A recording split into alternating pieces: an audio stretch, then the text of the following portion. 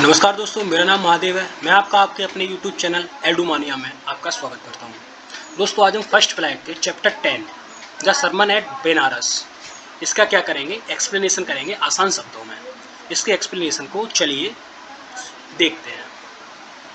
तो सबसे पहले इस चैप्टर का हम ओवरव्यू लेते हैं। तो ओवरव्यू में क्या है कि सबसे पहले देखते हैं कि उपदेश क्या होता है। क्या ये जो उपदेश होता है ये हमारे लेक्चर और बातचीत से जो हम करते हैं उससे क्या ये थोड़ा डिफरेंट होता है? क्या जो उपदेश होता है बताइए आप कमेंट सेक्शन में मुझे। क्या ये जो वर्ड है ये नेगेटिव वे में यूज किया जा सकता है? यानी वर्ड कौन सा, यानी जो sermon है यानी जो उपदेश है, इस उपदेश को हम नेगेटिव सेंस में यूज कर सकते हैं या फिर जोक के रूप में यूज कर सकते हैं? आप बताइए। अब चलिए हम अपनी जो स्टोरी है उस स्टोरी पर चलते हैं। ये मैंने आपको ओवरव्यू दिया। Gautam Buddha began life as a prince named Siddhartha Gautam in northern India. Gautam Buddha जिनका ये जो इधर जन्म है 563 BC और डेथ है इनकी 483 BC। इन्होंने अपना जो जीवन है वो शुरू किया था राजकुमार सिद्धार्थ के नेम से। गौतम कहाँ? Northern India.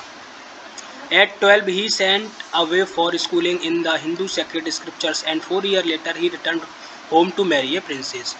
12 वर्ष की आयु में उन्हें भेज दिया गया हिंदू स्कूल में भेज दिया गया स्कूलिंग के लिए, जहाँ के उन्हें क्या किसकी शिक्षा के लिए भेजा गया? उन्हें हिंदू पवित्र जो स्क्रिप्चर्स थी उनकी शिक्षा के लिए भेज दिया गया। और 4 साल बाद वो जब वापस आए तो उनकी एक प्रिंसेस से शादी करा दी गई, यानी राजकुमारी से। They had a son and lived for 10 years as befitted royalty. उनके क्या हुआ? एक पुत्र हुआ और वो 10 साल तक राजसी ठाट बाट से रहे। At about the age of 25, the prince heretofore shielded from the suffering of the world, while out hunting chanced upon a sick man, then an aged man, then a funeral procession, and finally a monk begging for alms। अब जब वो 25 वर्ष की आयु के हुए राजकुमार, तो वो उन्हें क्या है कि ये जो संसार है, संसार के जो दुख हैं, उन दुखों ने क्या कर लिया? उन्हें घेर लिया। क्यों घेर लिया? किस चीज़ ने घेरा उन्हें? दुख ने घेरा। क्यों घेरा दुख ने? वो आगे है। कैसे? कि जब वो क्या है शिकार पर थे तब उन्हें एक कौन मिला? बीमार व्यक्ति मिला। उसके बाद एक बूढ़ा व्यक्ति मिला। उसके बाद एक फ्यूनरल प्रोसेसन को लेके जाते हुए यानी दाह संस्कार के लिए लेते जाते हुए व्यक्ति मिला, यानी मृत व्यक्ति। और फाइनली उन्हें एक मॉन्क मिला जो कि क्या है? भिक्षा मांग रहा था। This sights too moved him that he at once went out into the world to seek enlightenment। ये जो दृश्य थे उन्हें क्या किया? विवश किया किस चीज़ पर? कि उन्होंने एकदम से क्या है कि छोड़ दिया, संसार छोड़ दिया। यानी कि ये जो संसार में रह रहे थे, कौन सा संसार? ग्रस्त जीवन का संसार, उसको क्या कर दिया? उन्होंने छोड़ दिया। अब वो किसकी खोज के लिए निकल गए? To seek enlightenment concerning the sorrow he had witnessed. अब वो ज्ञान की खोज में निकल गई जो कि किससे संबंधित था? दुख से संबंधित था, जिसके कि वो स्वयं साक्षी बने। विटनेस्ड का मतलब साक्षी। He wandered for 7 years and finally sat down under a peepal tree where he vowed to stay। अब वो क्या है 7 साल तक घूमे और फाइनली क्या है एक पीपल के पेड़ के नीचे बैठ गए, जहाँ उन्होंने प्रतिज्ञा की वहीं रहने की। कब तक? एनलाइटमेंट केम, जब तक कि उन्हें ज्ञान नहीं मिलता। Enlightened after 7 days, he named the tree the Bodhi tree, tree of wisdom, and began to teach and to share his new understanding। और जब उन्हें ज्ञान मिल गया 7 दिन के बाद में, तो उन्होंने उस पेड़ का नाम बोधि ट्री यानी कि बुद्धिमत्ता का पेड़ ये नाम रख दिया और शुरू कर दिया। क्या शुरू कर दिया? पढ़ाना शुरू कर दिया लोगों को, और अपने जो नए विचार थे उन्हें बांटना शुरू कर दिया लोगों के साथ में। At that point he became known as the Buddha, the awakened or enlightened। इस पॉइंट से अब क्या है? अब इसी क्षण से क्या है वो क्या बन गए? बुद्धा बन गए। बुद्धा का मतलब एक व्यक्ति जो जागृत है या फिर वो व्यक्ति क्या है? ज्ञानी है, जिसे ज्ञान की प्राप्ति हो चुकी है। ये बुद्धा का मतलब है। The Buddha preached his first sermon at the city of Benares, most holy of the dipping place on the river Gangas। That sermon has been preserved and is given here। अब ये जो बुद्धा ने अपना पहला sermon यानी पहला उपदेश दिया वो कहाँ दिया? बनारस शहर में दिया। Most Holi of the dipping places, ये क्या था? बहुत ज़्यादा पवित्र शहर था। किसका? स्नान करने का। किस नदी में? गंगा नदी में। ये सरमन आज भी क्या है? प्रिजर्व्ड है, जो उन्होंने यहाँ दिया, यानी सुरक्षित करके रखा हुआ है, संरक्षित है। It reflects the Buddha's wisdom about one inscrutable kind of suffering. ये क्या दर्शाता है? बुद्धा की बुद्धिमानी को दर्शाता है। किसके बारे में? कि जो सफरिंग है, जो दुख है, जिसे कोई समझ नहीं सकता, उसे बुद्धा ने समझ लिया। ये उनकी बुद्धिमत्ता को दर्शाता है। किसा Gautami had an only son and he died. किसा गौतमी के केवल एक ही पुत्र था और वो क्या है? मर चुका था। In her grief she carried the dead child to all her neighbours asking them for medicine and the people said. अब उसने क्या है कि वो जो मृत बच्चा था वो अपने नेबर्स के पास लेके गई और उनसे मेडिसिन मांगी और लोगों ने कहा she has lost her senses the boy is dead. उसने अपने क्या है? आपा खो दिया, यानी अपने सेंसेस को खो दिया है और क्या है? बच्चा मर चुका है। At length Kisa Gotami met a man who replied to her request I can not give the medicine for thy child but I know a physician who can. कुछ दूरी पर चलने के बाद किसा गौतमी को एक व्यक्ति मिला जिसने उसका क्या है? जवाब दिया उसकी रिक्वेस्ट का। उसने कहा कि मैं तुम्हें मेडिसन नहीं दे सकता। दी मेडिसन मतलब वो मेडिसन नहीं दे सकता। फॉर दाई चाइल्ड, ये तेरे बच्चे के लिए ये मेडिसन मैं नहीं दे सकता, लेकिन मैं एक फिजिशियन को जानता हूँ जो ये कर सकता है। मैं यानी एक डॉक्टर को जानता हूँ जो तेरे बच्चे को सही कर सकता है। एंड द गर्ल सेड, और लड़की ने कहा pray tell me sir who is it. कृपया करके मुझे ये बताइए कि वो कौन है। एंड द मैन रिप्लाइड, और व्यक्ति ने उत्तर दिया गो टू शाक्य मुनि द बुद्धा। शाक्य मुनि यानी बुद्धा के पास जाओ। Kisa Gotami repair to Buddha and cried lord and master give me the medicine that will cure my boy. Kisa Gotami क्या है? बुद्धा के पास गई और बुद्धा से कहा उसने हे मास्टर या मालिक, मुझे वो दवा दो जिससे कि मेरा बच्चा जो है वो ठीक हो जाए। द बुद्धा आंसर, बुद्धा ने आंसर किया यानी जवाब दिया I want a handful of mustard seed. मुझे क्या है? एक मुट्ठी भर सरसों के बीज चाहिए। And when the girl in her joy promise to procure it. जब खुशी से उस लड़की ने क्या है कि प्रॉमिस की, अपना वादा की वचन दिया कि वो तो ये चीज़ तो ला के दे देगी उन्हें एक मुट्ठी भर, किसे? सरसों के बीज। बुद्धा एडेड, बुद्धा ने आगे क्या किया? उसमें ऐड किया, क्या ऐड किया वाक्य? The mustard seed must be taken from a house where no one has lost a child, husband, parent और फ्रेंड। और ये मस्टर्ड सीड होने चाहिए, कहाँ से होनी चाहिए? किस घर से होने चाहिए? कि जहाँ किसी ने अपना एक बच्चा, एक पति, पेरेंट या दोस्त नहीं खोया हो, उस घर से मुझे एक मुट्ठी भर सरसों के बीज चाहिए। Poor Kisa Gotami now went from house to house and people pitied her and said here is mustard seed take it. अब जो गरीब किस्सा गौतमी थी वो घर घर गई और लोगों ने क्या है? उस पर दया दिखाई और कहा यहाँ मस्टर्ड सीड है, ले लो इन्हें। बट वैन सी आस्क्ड, जब लेकिन उसने पूछा डेड ए सन और डॉटर, ए फादर और mother die in your family. क्या एक पुत्र, बेटी, पिता, माता, क्या तुम्हारी फैमिली में कोई मरे हैं?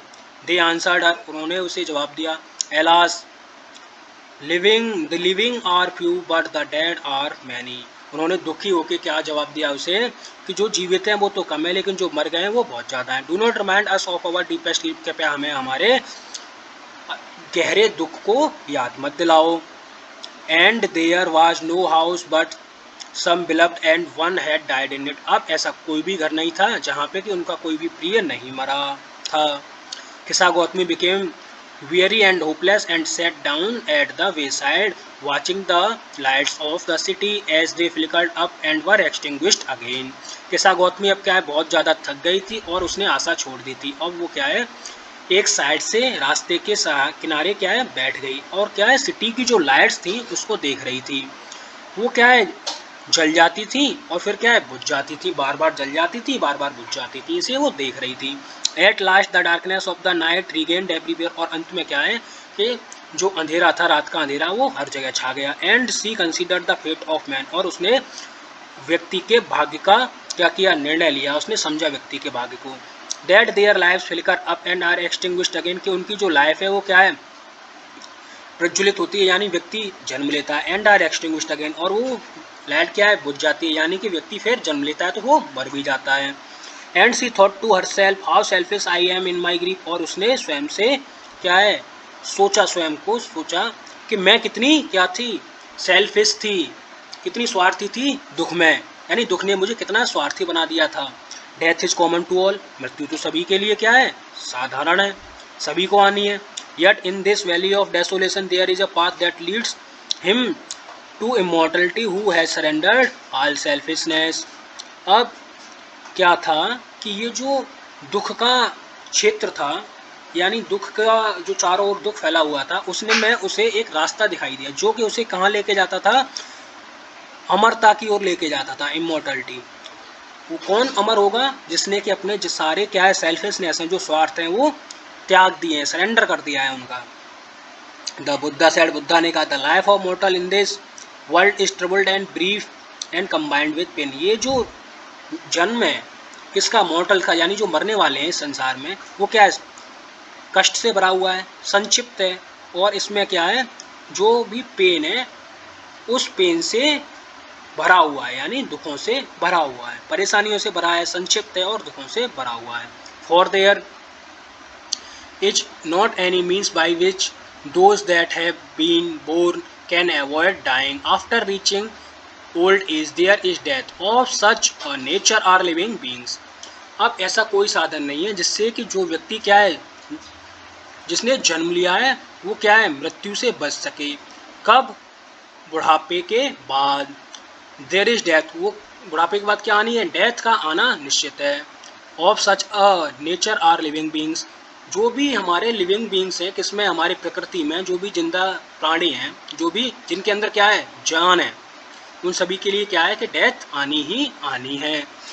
As dry fruits are early in danger of falling, so mortals when born are always in danger of death. जैसे कि जो पके हुए फल होते हैं, तो जब वो पक जाते हैं तो उन्हें किसका खतरा रहता है, गिरने का खतरा रहता है। वैसे ही जो मरने वाले हैं, जब वो जन्म लेते हैं तो उन्हें हमेशा मृत्यु का खतरा रहता है।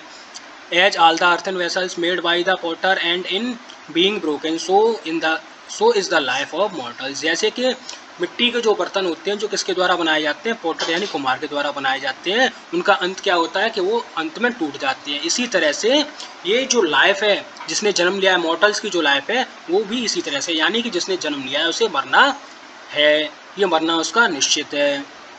Both young and adult, both those who are fools and those who are wise, all fall into the power of death, all are subject to death। दोनों, चाहे वो जवान हो या फिर क्या हो, एडल्ट हो, या फिर नवयुवक हो या फिर एडल्ट हो, दोनों के दोनों क्या है, वो मूर्ख हैं और वो बुद्धिमान हैं, जो कि क्या है, डेथ की जो पावर है उसमें क्या है, गिर गए हैं। यानी कि वो ये सारे के सारे क्या हैं, सब्जेक्ट टू डेथ है, यानी सब मरने हैं, सब क्या है, मृत हैं। इसीलिए क्या करना चाहिए, हमें कॉमन रहना चाहिए, डेथ को कॉमन मानना चाहिए कि सभी को आनी है, इसमें हमें कभी दुख नहीं करना चाहिए। ऑफ दोज, उनके लिए, ओवरकम बाई डेथ, जो कि किससे, डेथ से ओवरकम कर गए हैं। डिपार्ट फ्रॉम लाइफ, अब वो क्या है, जीवन से जा चुके हैं। A father can not save his son, एक पिता अपने पुत्र को नहीं बचा सकता। नॉर किन्समैन देयर रिलेशंस, और ना ही किन्समैन अपने रिलेशंस को। Mark, while relatives are looking on and lamenting deeply, one by one mortals are carried off like an ox that is led to the slaughter। अब यहाँ याद रखने योग्य है क्या, मार्क, जब रिलेटिव्स क्या है, देख रहे होते हैं किसको, जो मृत पड़ा हुआ व्यक्ति है, और उसका क्या है, बहुत ज़्यादा विलाप कर रहे होते हैं दुख से। वन बाई वन मॉर्टल्स, अब क्या है, जो मर गए हैं वो एक के बाद एक करके क्या है, लेके जाए जाते हैं। जैसे कि जो बैल होता है, जब वो मर जाता है तो मरने के बाद उसे स्लटर में लेके जाया जाता है। यानी कि यहाँ कहने का मतलब ये है कि जो भी व्यक्ति ने जन्म लिया है उसका मरना निश्चित है। हम क्या नहीं कर सकते हैं, दुख करके उसे जीवन नहीं कर सकते हैं। So the world is afflicted with the death and decay, इसीलिए ये जो संसार है ये किससे भरा हुआ है, मृत्यु से भरा हुआ है। और किससे भरा हुआ है, डिके से, यानी नष्ट होने से, यानी जिसने जन्म लिया है उसे मरना निश्चित है। Therefore the wise do not grieve knowing the term of world, इसीलिए जो बुद्धिमान व्यक्ति हैं, ये जो टर्म है, मृत्यु का जो टर्म है, संसार में चक्र जो है मृत्यु का, इससे क्या है, दुखी नहीं होते हैं। Not from weeping not from grieving will any one obtain peace of mind, रोने से और दुख करने से किसी को शांति नहीं मिलती है, किसकी, मानसिक शांति नहीं मिलती है। ऑन द कंट्री, इसके विपरीत, his pain will be the greater and his body will suffer, जबकि इसके विपरीत उसका जो दुख है वो क्या है, बढ़ता जाएगा और उसके आप किसको झेलना पड़ेगा, जब वो पेन करेगा ज़्यादा कि उसके शरीर को सफ़र करना पड़ेगा, क्योंकि शरीर परेशान होगा, दुखी होगा।